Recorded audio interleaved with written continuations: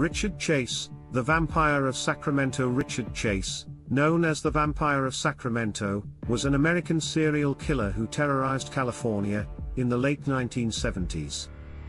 His nickname came from his disturbing obsession with drinking the blood of his victims and his belief that ingesting human blood would prevent his own death. Chase's gruesome crimes, which included murder, dismemberment, and necrophilia, make him one of the most horrifying figures in American criminal history. Early life and the descent into madness. Richard Chase was born on May 23, 1950, in Sacramento, California. His childhood was marked by a difficult relationship with his parents, particularly his strict and abusive father. From an early age, Chase showed signs of deep psychological problems. He displayed the classic McDonald triad of behaviors often associated with violent tendencies in adulthood: bedwetting, cruelty to animals, and setting fires. As a teenager, he began using drugs and alcohol, which exacerbated his mental health issues. By his early 20s, Chase had developed severe hypochondria and delusions. He believed that his heart was shrinking, that his blood was turning into powder, and that he needed to drink fresh blood to stay alive. His mental state deteriorated rapidly, leading to multiple hospitalizations. During one of these stays, Chase was diagnosed with paranoid schizophrenia, but he was eventually released, despite his clear instability. In the mid-1970s, Chase's obsession with blood reached new levels. He began capturing and killing animals, drinking their blood, and sometimes blending their organs with Coca-Cola in what he called blood smoothies. He believed that this practice was necessary to prevent his own death, but it was clear that his violent fantasies were growing more extreme.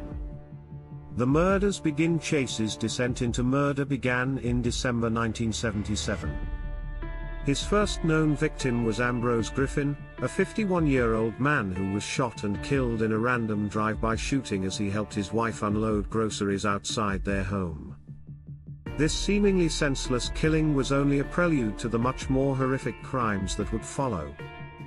In January 1978, Chase committed a brutal home invasion that marked the beginning of his most gruesome and infamous killings. He entered the home of Teresa Verlin, a 22-year-old pregnant woman, while her husband was at work. Chase shot Verlin 3 times before mutilating her body in one of the most grotesque ways imaginable.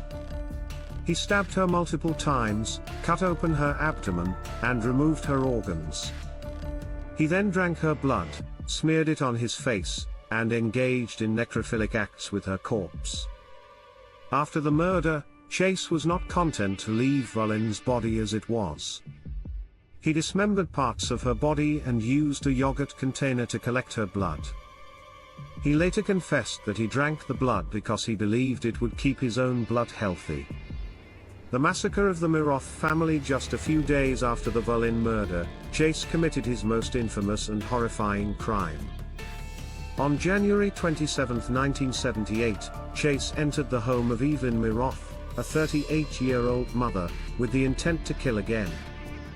Inside the house were Evelyn, her 6-year-old son Jason, her 22-month-old nephew David, and her friend Dan Meredith. What happened next would solidify Chase's reputation as one of the most sadistic killers in American history. Chase first encountered Dan Meredith, and shot him in the head at point-blank range, killing him instantly. He then turned his attention to Evelyn, whom he shot, mutilated, and sexually assaulted.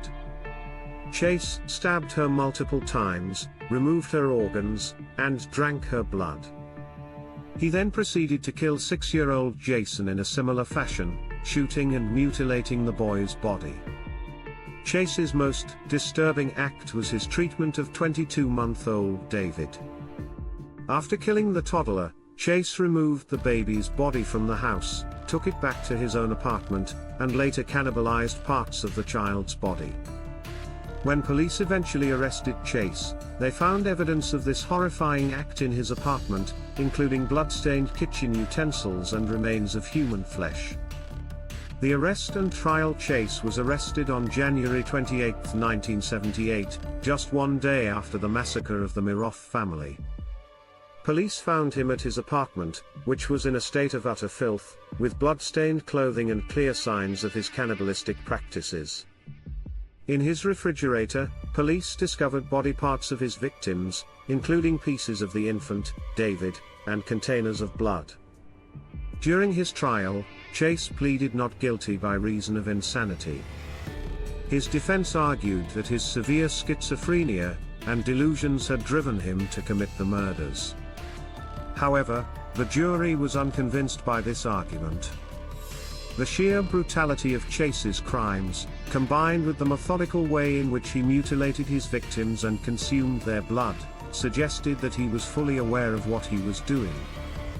In 1979, Richard Chase was convicted of 6 counts of first-degree murder and was sentenced to death.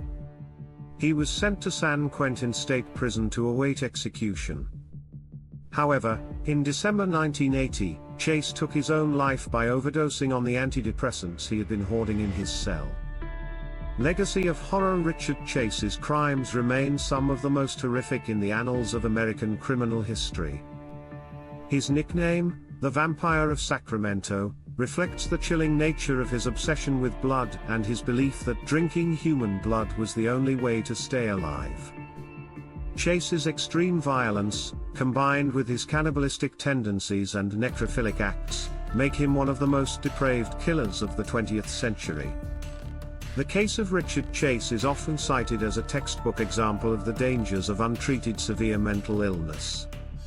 Despite multiple hospitalizations and clear signs of psychosis, Chase was released back into society without the care he desperately needed. His story serves as a reminder of the potential for tragedy when mental illness goes unchecked.